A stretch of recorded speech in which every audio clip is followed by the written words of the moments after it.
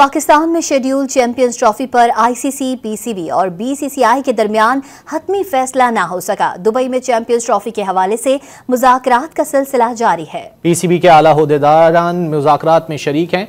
ज़राए के मुताबिक पाकिस्तान अपने मुतालबे से अब तक पीछे नहीं हटा। भारत सिर्फ मशरूत तौर पर चैंपियंस ट्रॉफी हाइब्रिड मॉडल पर खेलने को तैयार है। ज़राए के मुताबिक भारत 2026 के T20 वर्ल्ड कप पर हाइब्रिड मॉडल पर राजी नहीं। भारत पाकिस्तान को अपने मुल्क में खेलता देखना चाहता है, इसलिए मुआहदे पर दस्तखत करने से कतरा रहा है।